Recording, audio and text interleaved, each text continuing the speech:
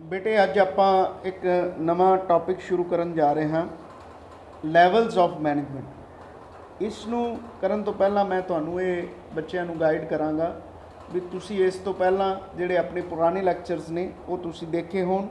ਜੇ ਉਹ ਤੁਸੀਂ ਦੇਖੇ ਹੋਣਗੇ ਤਾਂ ਅੱਗੇ ਕੜੀ ਨਾਲ ਕੜੀ ਜੁੜਦੀ ਜਾਏਗੀ, ਤੁਹਾਡੀ ਸਮਝ ਵੱਧਦੀ ਜਾਏਗੀ। ਜੇ ਤੁਸੀਂ ਉਹ ਲੈਕਚਰਸ ਨਹੀਂ ਦੇਖੋਗੇ ਤਾਂ ਤੁਹਾਨੂੰ ਓਨਾ ਸਮਝ ਨਹੀਂ ਆਏਗਾ ਜਿੰਨਾ ਆਉਣਾ ਚਾਹੀਦਾ। ਬੁੱਕਸ ਤੋਂ ਪੜ੍ਹਿਆ ਵੀ ਹੋਵੇ, ਲੈਕਚਰ ਵੀ ਸੁਣੇ ਹੋਣ, ਲੈਕਚਰ ਸੁਣਦੇ ਜਾਓ, ਨਾਲ ਬੁੱਕ ਤੋਂ ਦੇਖਦੇ ਜਾਓ, ਆਪਣੇ ਦਿਮਾਗ 'ਚ ਗੱਲ ਨੂੰ ਬਿਠਾਉਂਦੇ ਜਾਓ, ਫਿਰ ਅੱਗੇ ਤੁਹਾਨੂੰ ਸਾਰੀ ਚੀਜ਼ ਸਮਝ ਆਏਗੀ ਬੇਟੇ। ਹੁਣ ਆਪਾਂ ਟੌਪਿਕ ਸ਼ੁਰੂ ਕਰਦੇ ਹਾਂ, levels of management. Levels of management ਦੇ ਵਿੱਚ ਬੇਟੇ 3 ਭਾਗਾਂ ਦੇ ਵਿੱਚ ਇਹਨੂੰ ਵੰਡਿਆ ਗਿਆ ਹੈ। ਇੰਗਲਿਸ਼ ਦੇ ਵਿੱਚ ਜੇ ਮੈਂ ਦੱਸਾਂ ਤਾਂ top level management, middle level management ਔਰ ਲੋਅਰ ਲੈਵਲ ਮੈਨੇਜਮੈਂਟ। ਔਰ ਜੇ ਆਪਾਂ ਇਹਨੂੰ ਪੰਜਾਬੀ 'ਚ ਗੱਲ ਕਰੀਏ ਤਾਂ ਉੱਚ ਪੱਧਰੀ ਪ੍ਰਬੰਧਨ, ਮੱਧਮ ਪੱਧਰੀ ਪ੍ਰਬੰਧਨ ਅਤੇ ਨਿਮਨ ਪੱਧਰੀ ਪ੍ਰਬੰਧਨ। ਬੱਚਿਆਂ ਦੇ ਦਿਮਾਗ 'ਚ ਆਉਂਦਾ ਹੈ ਵੀ ਇਹ ਕੀ ਹਰ ਲੈਵਲ 'ਤੇ ਪ੍ਰਬੰਧਨ ਕੀਤਾ ਜਾਂਦਾ ਹੈ, ਕਿ ਮੈਨੇਜਮੈਂਟ ਨੂੰ ਹਰ ਲੈਵਲ 'ਤੇ ਕੰਮ ਕਰਨਾ ਪੈਂਦਾ ਹੈ?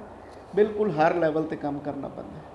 ਕੋਈ ਵੀ ਜਿਹੜੀ ਬੇਟੇ ਕੰਪਨੀ ਹੈ, ਮੰਨ ਲਓ ਫਾਰ ਐਗਜ਼ਾਮਪਲ ਇੱਕ ਇੰਡੀਆ ਲੈਵਲ ਦੀ ਆਪਾਂ ਵੱਡੀ ਕੰਪਨੀ ਲੈ ਲਈਏ, ਮੰਨ ਲਓ ਆਪਾਂ ਇੱਕ ਮਰੂਤੀ ਦੀ ਐਗਜ਼ਾਮਪਲ ਲੈ ਲਈਏ। ਮਰੂਤੀ ਇੱਕ ਜੁਆਇੰਟ ਸਟਾਕ ਕੰਪਨੀ ਹੈ ਜਿਹੜੀ ਕਿ ਕਾਰਾਂ ਬਣਾਉਂਦੀ ਹੈ। ਹੁਣ ਆਪਾਂ ਨੂੰ ਪਤਾ ਹੈ ਉਸ ਦੀ ਇੱਕ ਟੌਪ ਲੈਵਲ ਮੈਨੇਜਮੈਂਟ ਹੈ, ਜਿਹਦਾ ਆਪਾਂ ਹੈੱਡ ਆਫਿਸ ਮੰਨ ਲਿਆ ਵੀ ਬੰਬੇ ਹੈ ਉਹਦਾ ਹੈੱਡ ਆਫਿਸ, ਜਿੱਥੇ ਉਹਦੇ ਸਾਰੇ ਮਾਲਕ ਔਰ ਉਹਦੇ CEO ਔਰ ਉਹਦੇ ਵਿੱਚ ਹੋਰ ਉਹਦਾ ਪ੍ਰਬੰਧਕੀ ਮੰਡਲ ਜਿਹੜੇ ਉਹ ਸਾਰੇ ਬੈਠਦੇ ਨੇ, ਜਿਹੜੇ ਕਿ ਟੌਪ ਲੈਵਲ ਮੈਨੇਜਮੈਂਟ ਹੈ, ਜਿਹੜੀ ਹੈੱਡ ਕੁਆਟਰ 'ਤੇ ਬੈਠਦੀ ਹੈ, ਜਿਹੜੀ ਕਿ ਮੇਨ ਡਿਸੀਜਨ ਲੈਂਦੀ ਹੈ। ਫਿਰ ਉਸ ਤੋਂ ਬਾਅਦ ਆ ਗਏ ਹਰ ਸਟੇਟ ਦੇ ਵਿੱਚ ਉਹਨਾਂ ਦਾ ਇੱਕ ਜ਼ੋਨਲ ਆਫਿਸ ਹੁੰਦਾ ਹੈ, ਜਿਹੜੀ ਕਿ ਮਿਡਲ ਲੈਵਲ ਦੀ ਮੈਨੇਜਮੈਂਟ। ਔਰ ਜਿੱਥੇ ਵੀ ਅੱਗੇ ਉਹਨਾਂ ਦੀਆਂ ਫੈਕਟਰੀਆਂ ਨੇ, ਉਹਨਾਂ ਦੀਆਂ ਫੈਕਟਰੀਆਂ ਦੇ ਵਿੱਚ ਹਰ ਫੈਕਟਰੀ ਦੇ ਵਿੱਚ ਇੱਕ ਨਿਮਨ ਪੱਧਰ ਦਾ ਪ੍ਰਬੰਧਕ ਬੈਠਾ ਹੁੰਦਾ ਹੈ, ਜਿਹਦਾ ਕੰਮ ਸਿਰਫ ਉਸ ਫੈਕਟਰੀ ਤੱਕ ਸੀਮਤ ਹੁੰਦਾ ਹੈ। ਯਾਨੀ ਇਹ ਟੌਪ ਲੈਵਲ ਤੋਂ ਲੈ ਕੇ ਨਿਮਨ ਲੈਵਲ ਤੱਕ, ਲੋਅਰ ਲੈਵਲ ਤੱਕ ਹਰ ਪੱਧਰ 'ਤੇ ਪ੍ਰਬੰਧਨ ਦੀ ਲੋੜ ਪੈਂਦੀ ਹੈ। ਟੌਪ ਲੈਵਲ ਅਤੇ ਲੋਅਰ ਲੈਵਲ ਦੇ ਵਿਚਕਾਰ ਕੰਮ ਕਰਦਾ ਹੈ ਮਿਡਲ ਲੈਵਲ ਪ੍ਰਬੰਧਨ। ਇਹਨਾਂ ਤਿੰਨਾਂ ਦੇ ਵਿੱਚ ਮੇਨ ਫਰਕ ਕੀ ਹੈ? ਮੇਨ ਫਰਕ ਇਹਨਾਂ ਦੇ ਅਧਿਕਾਰ ਸ਼ਕਤੀ, ਕਾਰਜ ਖੇਤਰ ਅਤੇ ਜ਼ਿੰਮੇਵਾਰੀ ਦਾ ਫਰਕ ਹੁੰਦਾ ਹੈ। ਮੈਨੇਜਮੈਂਟ ਹਰ ਲੈਵਲ 'ਤੇ ਹੁੰਦੀ ਹੈ। ਜਿਹੜੇ ਟੌਪ ਲੈਵਲ ਦੇ ਅਧਿਕਾਰੀ ਹੁੰਦੇ ਨੇ ਉਹਨਾਂ ਦੇ ਅਧਿਕਾਰ ਸਭ ਤੋਂ ਜ਼ਿਆਦਾ ਹੁੰਦੇ ਨੇ। ਜਿਹੜੇ ਮਿਡਲ ਲੈਵਲ ਦੇ ਅਧਿਕਾਰੀ ਹੁੰਦੇ ਨੇ ਉਹਨਾਂ ਦੇ ਅਧਿਕਾਰ ਉਸ ਤੋਂ ਘੱਟ ਹੁੰਦੇ ਨੇ। ਔਰ ਜਿਹੜੇ ਸਭ ਤੋਂ ਲੋਅਰ ਲੈਵਲ ਦੇ ਅਧਿਕਾਰੀ ਹੁੰਦੇ ਨੇ ਉਹਨਾਂ ਦੇ ਅਧਿਕਾਰ ਉਸ ਤੋਂ ਵੀ ਘੱਟ ਹੁੰਦੇ ਹਨ। ਇਸੇ ਤਰ੍ਹਾਂ ਹਰ ਅਦਾਰੇ, ਚਾਹੇ ਉਹ ਸਰਕਾਰੀ ਹੋਣ ਚਾਹੇ ਉਹ ਪ੍ਰਾਈਵੇਟ ਹੋਣ, ਹਰ ਅਦਾਰੇ ਦੀ ਬੇਟੇ ਇੱਕ ਉੱਚ ਪੱਧਰੀ ਪ੍ਰਬੰਧਨ ਹੁੰਦਾ ਹੈ, ਉੱਚ ਪੱਧਰੀ ਮੈਨੇਜਮੈਂਟ ਹੁੰਦੀ ਹੈ, ਜਿਹੜੀ ਕਿ ਸਾਰੇ ਡਿਸੀਜਨ ਅਤੇ ਸਾਰੀਆਂ ਪਾਲਿਸੀਆਂ ਬਣਾਉਂਦੀ ਹੈ। ਉਸ ਕੰਪਨੀ ਜਾਂ ਉਸ ਅਦਾਰੇ ਦੇ ਉਦੇਸ਼ਾਂ ਨੂੰ ਫਿਕਸ ਕਰਦੀ ਹੈ ਵੀ ਅਸੀਂ ਕੀ ਕੰਮ ਕਰਦੇ ਹਨ, ਸਾਰੀ ਪਲੈਨਿੰਗ ਕਰਦੀ ਹੈ। ਇੱਕ ਜਿਹੜੀ ਮਿਡਲ ਲੈਵਲ ਦੀ ਮੈਨੇਜਮੈਂਟ ਹੁੰਦੀ ਹੈ ਉਹ ਸਾਰੇ ਜਿਹੜੇ ਡਿਸੀਜਨ ਟੌਪ ਲੈਵਲ ਮੈਨੇਜਮੈਂਟ ਲੈਂਦੀ ਹੈ ਉਹਨਾਂ ਨੂੰ ਇੰਪਲੀਮੈਂਟ ਕਰਵਾਉਂਦੀ ਹੈ। ਔਰ ਜਿਹੜੀ ਨਿਮਨ ਜਾਂ ਲੋਅਰ ਲੈਵਲ ਦੀ ਮੈਨੇਜਮੈਂਟ ਹੁੰਦੀ ਹੈ ਉਹ ਸਾਰੇ ਜੋ ਉਹਨਾਂ ਦੇ ਹੇਠਾਂ ਵਰਕਰ ਕੰਮ ਕਰ ਰਹੇ ਹੁੰਦੇ ਨੇ ਉਹਨਾਂ ਵਰਕਰਾਂ ਤੋਂ ਕੰਮ ਕਰਵਾਇਆ ਜਾਂਦਾ ਹੈ। ਕੰਮ ਜਿਹੜਾ ਕੀਤਾ ਜਾਂਦਾ ਹੈ ਉਸ ਦੀ ਰਿਪੋਰਟ ਲੋਅਰ ਲੈਵਲ ਦੇ ਜਿਹੜੇ ਅਧਿਕਾਰੀ ਹੁੰਦੇ ਨੇ ਉਹ ਆਪਣੀ ਰਿਪੋਰਟ ਜਿਹੜੀ ਹੈ ਉਹ ਮਿਡਲ ਲੈਵਲ ਦੇ ਅਧਿਕਾਰੀਆਂ ਨੂੰ ਦਿੰਦੇ ਹਨ।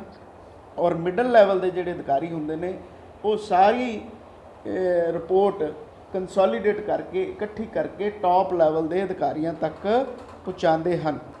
ਹੁਣ ਆਪਾਂ ਇਹਦੇ ਵਿੱਚ ਇਹ ਪੜ੍ਹਨਾ ਹੈ ਵੀ ਉੱਚ ਪੱਧਰੀ ਪ੍ਰਬੰਧਨ ਦੇ ਵਿੱਚ ਕਿਹੜੇ ਲੋਕ ਕਿਸੇ ਵੀ ਕੰਪਨੀ ਦੇ ਜਾਂ ਕਿਸੇ ਅਦਾਰੇ ਦੇ ਆਉਂਦੇ ਹਨ ਔਰ ਇਹਨਾਂ ਦੇ ਕਾਰਜ ਕੀ ਹਨ, ਇਹ ਕੰਮ ਕੀ ਕਰਦੇ ਹਨ। ਉੱਚ ਪੱਧਰੀ ਪ੍ਰਬੰਧਨ ਸੰਗਠਨ ਦੇ ਉਦੇਸ਼ਾਂ ਨੂੰ ਨਿਰਧਾਰਿਤ ਕਰਦਾ ਹੈ। ਫਿਰ ਉਹਨਾਂ ਉਦੇਸ਼ਾਂ ਦੀ ਪ੍ਰਾਪਤੀ ਲਈ ਨੀਤੀਆਂ ਅਤੇ ਯੋਜਨਾਵਾਂ ਦਾ ਨਿਰਮਾਣ ਕਰਦਾ ਹੈ। ਸਭ ਤੋਂ ਵਧੇਰੇ ਅਧਿਕਾਰ ਸ਼ਕਤੀ ਅਤੇ ਜ਼ਿੰਮੇਵਾਰੀ ਉੱਚ ਪੱਧਰੀ ਪ੍ਰਬੰਧਨ ਦੀ ਹੁੰਦੀ ਹੈ।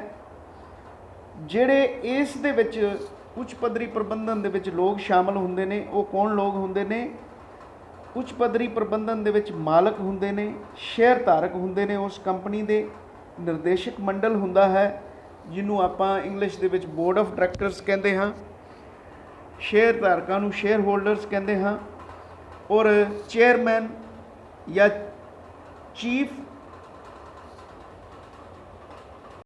Executive officer, president, vice president, प्रबंधकी निर्देशक, कार्यकारी निर्देशक, महानिर्देशक, महाप्रबंधक, ये सारे लोग इस उच्च पद्धरी प्रबंधन दे विच शामिल होंदे हैं, जो कि कंपनी दे उद्देश्यां नूं ते योजनावां नूं निर्धारित करते हैं कि की काम किया जाना है, कितना काम किया जाना है, और इस साल का या इस महीने का या एक दिन का अपना कंपनी का की टारगेट है, ये फिक्स करते हैं। कार्ज की ने इन्हां दे संगठन या उद्यम, उद्यम यानी एंटरप्राइजिज या कंपनी या संगठन कोई अदारा दे मुख्य उद्देश्यां नूं निर्धारित करना इन्हां दा काम है। दूसरा पॉइंट की है, उद्देश्यां दी प्राप्ति लई नीतियां दा निर्माण करना। तीसरा पॉइंट की है, उद्देश्यों की प्राप्ति लई लोड़ींदियां योजनावां बनानियां भी किस तरह काम किया जाएगा। संगठन का ढांचा स्थापित करना, यानी किस तरह लोग किन्ने किन्ने लोग किस किस थां ते काम करनगे। संगठन बनाया जाता है, फैक्ट्रियां बनाई जांदियां हन, किस फैक्ट्री दे विच किन्ने लोग काम करनगे, किन्नी उन्हां दी सैलरी होएगी, ये हर चीज़ उच्च पद्धरी प्रबंधन डिसाइड करता है। मध्यम पद्धरी प्रबंधन नूं सारे निर्देश, दिशा निर्देश, हुक्म अते हिदायतां देना भी उच्च पद्धरी प्रबंधन का काम है। संगठन या अदारा या कंपनी किवें चलेगी, उस दी कार्यविधि की होएगी, वो उच्च पद्धरी प्रबंधन द्वारा डिसाइड की जाती है और उस ते कंट्रोल भी किया जाता है, उन्होंने अगवाई भी दी जाती है। ਵੱਖ-ਵੱਖ विभागों के विच तालमेल बनाने का काम भी उच्च पद्धरी प्रबंधन करता है। हुण बेटे इस तो बाद आ गया मध्यम पद्धरी प्रबंधन, जिहड़ा टॉप लैवल मैनेजमेंट तो थल्ले वाला जोनल पद्धर का या स्टेट पद्धर का, जे मान लो इंडिया लैवल की कंपनी है तो स्टेट पद्धर का जिहड़ा प्रबंधन है वो उत्थे भी लोग वड्डे वड्डे क्वालीफाइड पढ़े लिखे लोग काम करते हैं, जिहड़े कि उस कंपनी दे दिशा निर्देशों की पालना अपने तो थल्ले वाले लोगों तो करवाते हैं।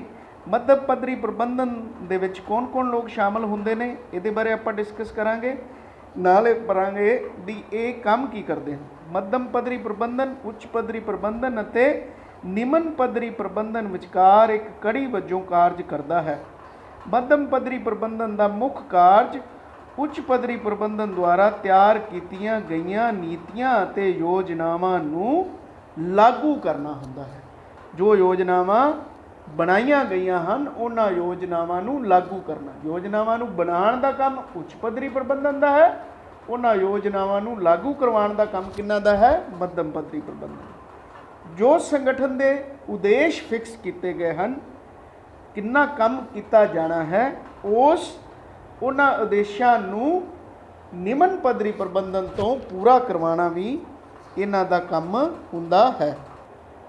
इस दे विच कौन कौन अधिकारी हुंदे हन, इस दे विच अलग अलग विभागां दे कार्यकारी मुखियां नूं शामिल किया गया है, जिवें कि उत्पादन प्रबंधक, जिन्हों आपां कहने हैं बेटे प्रोडक्शन मैनेजर, जिहदा काम की है प्रोडक्शन का ख्याल रखना। प्रोडक्शन होंदी है भी जो चीज़ां मान लो कारां बनाईयां जाणियां ने तो उन्हें प्रोडक्शन का ख्याल रखना है भी किन्नियां कारां एक महीने दे विच या एक दिन दे विच बनाईयां जाणियां। दूसरा आ गया इहदे विच बाज़ारीकरण प्रबंधक, जिहड़ा कि मार्केटिंग मैनेजर, उसका काम है बाज़ार दे विच किस तरह उस प्रोडक्ट नूं कारां नूं सेल किया जाना है, उहदे नाल संबंधित उहदा काम हुंदा है। इस तो बाद आ गया वित्त प्रबंधक। वित्त प्रबंधक का मतलब जिन्हें पैसे दे लैन देन का हिसाब रखना है। नैक्सट आ गया जिन्हों आपां वित्त प्रबंधक नूं आपां फाइनैंशियल मैनेजर भी कह देंगे हैं। मनुखी स्रोत प्रबंधक यानी ह्यूमन रिसोर्सिस मैनेजर, जिसका काम कर्मचारियों नूं कंट्रोल करना है। कर्मचारियों दे नाल संबंधित सारियां गल्लां बातां दा ध्यान रखने वास्ते जिहड़ा मैनेजर लगाया जाता है उसनूं ह्यूमन रिसोर्सिस मैनेजर कहते हैं। ਇਹਨਾਂ ਸਾਰੇ ਪ੍ਰਬੰਧਕਾਂ ਦਾ ਕੰਮ ਹੈ ਆਪਣੇ ਤੋਂ ਨੀਚੇ ਵਾਲੇ ਵਿਭਾਗ ਯਾਨੀ ਲੋਅਰ ਲੈਵਲ ਜਿਹੜਾ ਮੈਨੇਜਮੈਂਟ ਹੁੰਦੀ ਹੈ ਉਸ ਤੋਂ ਕੰਮ ਕਰਵਾਉਣੇ।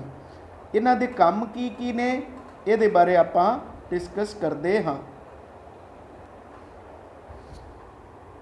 ਮੱਧਮ ਪੱਧਰੀ ਪ੍ਰਬੰਧਨ ਦੇ ਕਾਰਜ ਉੱਚ ਪੱਧਰੀ ਪ੍ਰਬੰਧਨ ਦੁਆਰਾ ਤਿਆਰ ਕੀਤੀਆਂ ਗਈਆਂ ਨੀਤੀਆਂ ਦੀ ਵਿਆਖਿਆ ਕਰਨਾ, ਨੀਚੇ ਵਾਲੇ ਲੋਕਾਂ ਨੂੰ ਸਮਝਾਉਣਾ ਅਤੇ ਨੀਤੀਆਂ ਨੂੰ ਲਾਗੂ ਕਰਵਾਉਣਾ, ਯੋਜਨਾਵਾਂ ਨੂੰ ਕੁਸ਼ਲਤਾ ਅਤੇ ਪ੍ਰਭਾਵ ਪੂਰਨਤਾ ਨਾਲ ਲਾਗੂ ਕਰਵਾਉਣਾ ਯਾਨੀ ਇਫੈਕਟਿਵਲੀ ਤੇ ਐਫੀਸ਼ੀਐਂਟਲੀ, ਯਾਨੀ ਜੋ ਵੀ ਟਾਰਗੇਟ ਤੇ ਜੋ ਵੀ ਟਾਈਮ ਫਿਕਸ ਕੀਤਾ ਗਿਆ ਹੈ ਟੌਪ ਲੈਵਲ ਮੈਨੇਜਮੈਂਟ ਵੱਲੋਂ, ਕਿਸੇ ਵੀ ਚੀਜ਼ ਦਾ ਟਾਈਮ ਫਿਕਸ ਕੀਤਾ ਗਿਆ ਹੈ ਵੀ ਇੰਨੇ ਸਮੇਂ ਦੇ ਵਿੱਚ ਇੰਨੇ ਪ੍ਰੋਡਕਟ ਤਿਆਰ ਹੋ ਜਾਣੇ ਚਾਹੀਦੇ ਹਨ। ਯਾਨੀ ਜਿਵੇਂ ਟਾਈਮ ਫਿਕਸ ਕੀਤਾ ਗਿਆ ਵੀ 5000 ਕਾਰਾਂ ਇੱਕ ਹਫ਼ਤੇ ਦੇ ਵਿੱਚ ਤਿਆਰ ਕੀਤੀਆਂ ਜਾਣੀਆਂ ਹਨ ਔਰ ਇੰਨੀ ਲਾਗਤ 'ਤੇ ਤਿਆਰ ਕੀਤੀਆਂ ਜਾਣੀਆਂ ਹਨ। ਉਸ ਲਾਗਤ 'ਤੇ ਔਰ ਉਸ ਸਮੇਂ 'ਤੇ ਉਸ ਕਾਰਜ ਨੂੰ ਪੂਰਾ ਕਰਵਾਉਣ ਦੀ ਜਿਹੜੀ ਜ਼ਿੰਮੇਵਾਰੀ ਹੈ ਉਹ ਮਿਡਲ ਲੈਵਲ ਮੈਨੇਜਮੈਂਟ ਦੀ ਹੁੰਦੀ ਹੈ।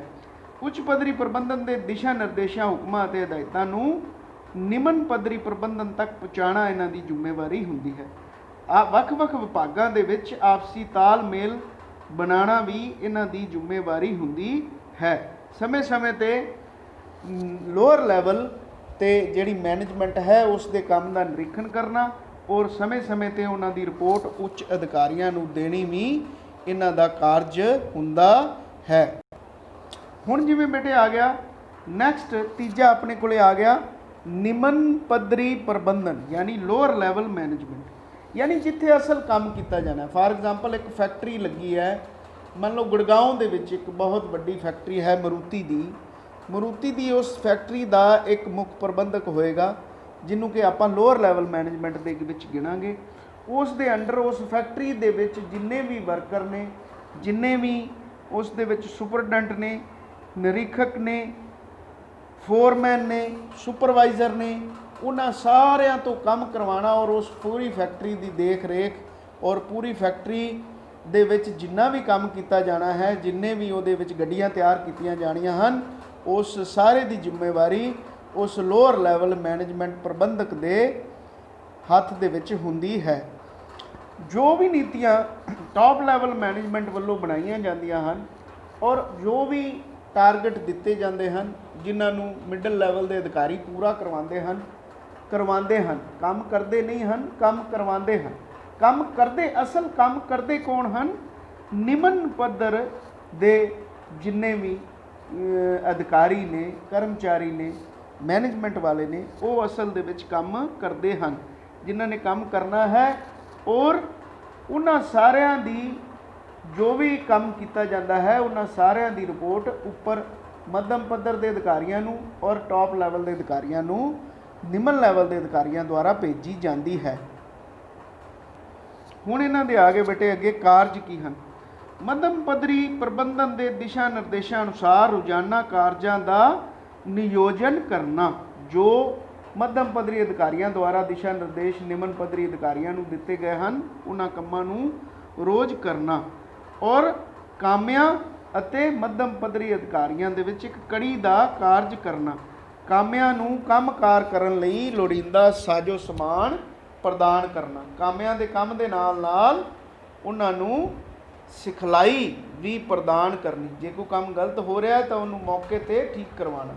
ਕਾਮੇ ਜਿਹੜੇ ਕੰਮ ਕਰ ਰਹੇ ਹਨ ਫੈਕਟਰੀ 'ਤੇ ਉਹਨਾਂ ਨੂੰ ਅਨੁਸ਼ਾਸਨ ਦੇ ਵਿੱਚ ਰੱਖਣਾ, ਉਹਨਾਂ ਦੀ ਸੁਰੱਖਿਆ ਨੂੰ ਯਕੀਨੀ ਬਣਾਉਣਾ, ਉਹਨਾਂ ਨੂੰ ਜਿਸ ਵੀ ਸਮਾਨ ਦੀ ਲੋੜ ਹੈ ਉਸ ਸਮਾਨ ਨੂੰ ਪਹੁੰਚਾਉਣਾ।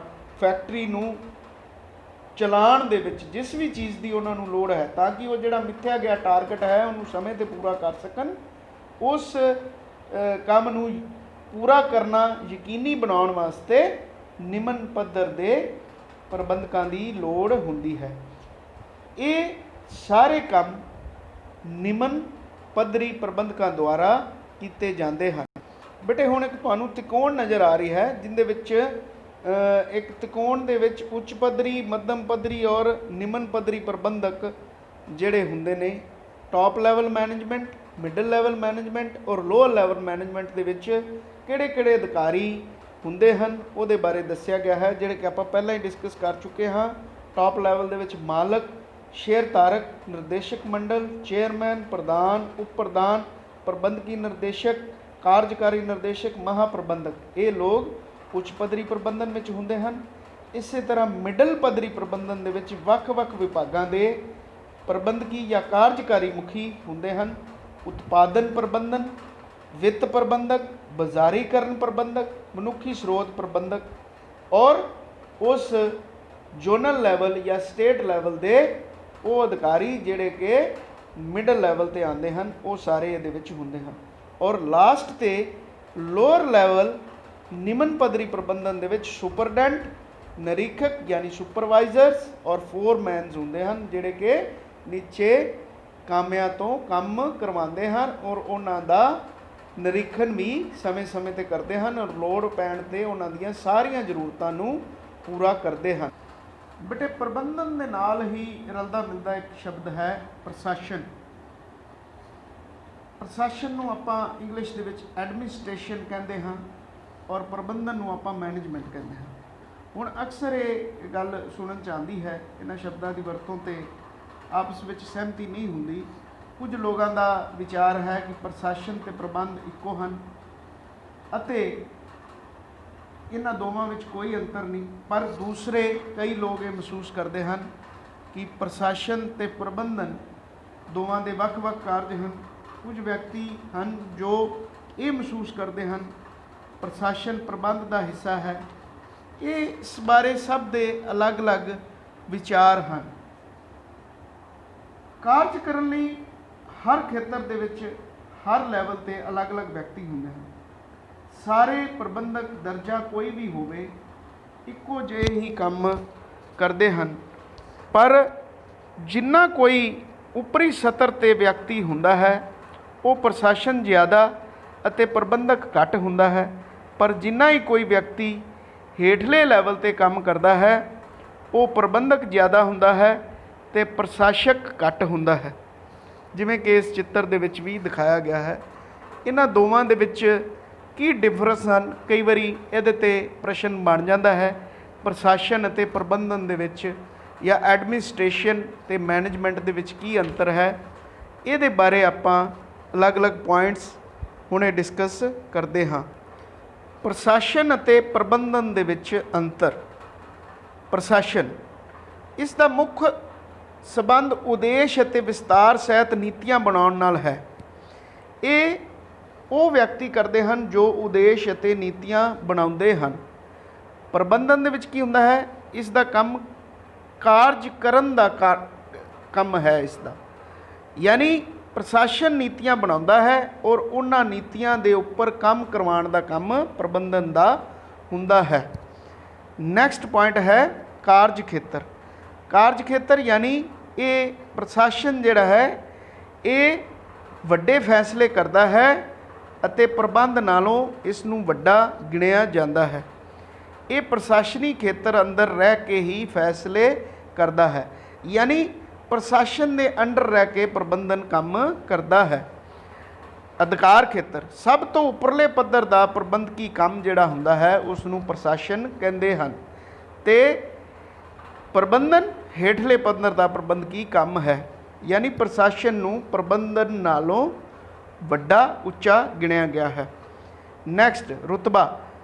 ਪ੍ਰਸ਼ਾਸਨ ਜਿਹੜਾ ਹੈ ਉਹ ਕਾਰੋਬਾਰ ਦੇ ਉਹਦੇ ਵਿੱਚ ਮਾਲਕ ਸ਼ਾਮਲ ਹੁੰਦੇ ਹਨ, ਜਦਕਿ ਪ੍ਰਬੰਧਨ ਦੇ ਵਿੱਚ ਵਿਸ਼ੇਸ਼ ਗਿਆਨ ਪ੍ਰਾਪਤ ਕੀਤੇ ਹੋਏ ਪ੍ਰਬੰਧਕੀ ਵਿਅਕਤੀ ਹੁੰਦੇ ਹਨ। ਉਹ ਮੁਲਾਜ਼ਮ ਵੀ ਹੋ ਸਕਦੇ ਹਨ, ਮਾਲਕ ਵੀ ਹੋ ਸਕਦੇ ਹਨ ਅਤੇ ਮੁਲਾਜ਼ਮ ਵੀ ਹੋ ਸਕਦੇ ਹਨ, ਜਦਕਿ ਪ੍ਰਸ਼ਾਸਨ ਦੇ ਵਿੱਚ ਜ਼ਿਆਦਾਤਰ ਲੋਕ ਮਾਲਕ ਹੀ ਹੁੰਦੇ ਹਨ। ਪ੍ਰਸ਼ਾਸਨ ਦੇ ਬਹੁਤ ਸਾਰੇ ਫੈਸਲੇ ਬਹੁਤ ਸਾਰੇ ਕਾਰਕਾਂ 'ਤੇ ਨਿਰਭਰ ਕਰਦੇ ਹਨ। ਸਮਾਜ ਦੇ ਹਿਸਾਬ ਨਾਲ ਉਹਨਾਂ ਨੂੰ ਕਈ ਵਾਰ ਡਿਸੀਜਨ ਲੈਣੇ ਪੈਂਦੇ ਹਨ। ਰਾਜਨੀਤੀ ਦੇ ਹਿਸਾਬ ਨਾਲ, ਕਾਨੂੰਨ ਦੇ ਹਿਸਾਬ ਨਾਲ ਪ੍ਰਸ਼ਾਸਨ ਨੂੰ ਡਿਸੀਜਨ ਲੈਣੇ ਪੈਂਦੇ ਹਨ, ਯਾਨੀ ਬਾਹਰੀ ਕਾਰਕ ਪ੍ਰਸ਼ਾਸਨ ਦੇ ਉੱਪਰ ਪ੍ਰਭਾਵ ਪਾਉਂਦੇ ਹਨ, ਜਦਕਿ ਪ੍ਰਬੰਧਨ ਦੇ ਵਿੱਚ ਸਿਰਫ ਫੈਕਟਰੀ ਦੇ ਜਾਂ ਉਸ ਕੰਪਨੀ ਦੇ ਪ੍ਰਬੰਧਨ ਉਹਨਾਂ ਦੇ ਮੁਤਾਬਕ ਹੀ ਚੱਲਦਾ ਹੈ, ਪ੍ਰਸ਼ਾਸਨ ਦੇ ਮੁਤਾਬਕ ਹੀ ਪ੍ਰਬੰਧਨ ਚੱਲਦਾ ਹੈ। बेटे ये सारे मोटे मोटे डिफरेंस के पॉइंट ने। यानी योजना ਅਤੇ ਨੀਤੀਆਂ ਬਣਾਉਣ ਦਾ ਕੰਮ ਪ੍ਰਸ਼ਾਸਨ ਦੁਆਰਾ ਕੀਤਾ ਜਾਂਦਾ ਹੈ, ਜਿਹੜੇ ਟੌਪ ਲੈਵਲ ਮੈਨੇਜਮੈਂਟ ਦੇ ਲੋਕ ਇਹਦੇ ਵਿੱਚ ਹੁੰਦੇ ਨੇ, ਔਰ ਪ੍ਰਬੰਧਨ ਉਹਨਾਂ ਯੋਜਨਾਵਾਂ ਨੂੰ ਲਾਗੂ ਕਰਵਾਉਣ ਦਾ ਕੰਮ ਕਰਦਾ ਹੈ। ਯਾਨੀ ਉਹਨਾਂ ਤੋਂ ਆਪਾਂ ਇਸ ਨੂੰ ਹੇਠਲੇ ਪੱਧਰ ਦਾ ਗਿਣ ਸਕਦੇ ਹਨ। ਇਹ ਡਿਫਰੈਂਸ ਹਨ ਮੇਨ। ਕਈ ਵਾਰੀ ਤਾਂ ਬੇਟੇ ਆਪਾਂ ਨੂੰ ਇਸ ਤਰ੍ਹਾਂ ਦਾ ਪ੍ਰਸ਼ਨ ਬਣਦਾ ਹੈ ਵੀ ਲੈਵਲਸ ਆਫ ਮੈਨੇਜਮੈਂਟ ਕੀ ਹਨ। ਲੈਵਲਸ ਆਫ ਮੈਨੇਜਮੈਂਟ ਜਦੋਂ ਆ ਜਾਵੇ ਔਰ ਉਹਨਾਂ ਦੇ ਕਾਰਜ ਖੇਤਰ ਆ ਜਾਣ ਤਾਂ ਆਪਾਂ टॉप लैवल, मीडियम लैवल और लोअर लैवल मैनेजमेंट बारे डिस्कस जो किया है उस दे बारे दसना है। जे इस तो इलावा पूछा जाता है प्रश्न भी प्रशासन और प्रबंधन दे विच की फर्क है, तो उस वेले ये बाद वाला जो आप डिस्कस किया वो लिखना है, और इकट्ठा भी कई बार वड्डा प्रश्न भी बन जाता है। उम्मीद है तुसी इस वीडियो नूं ध्यान नाल सुनिया होवेगा और सुन के बेटे होमवर्क कर लेना है, काम कर लेना है। सब का बहुत बहुत धन्यवाद।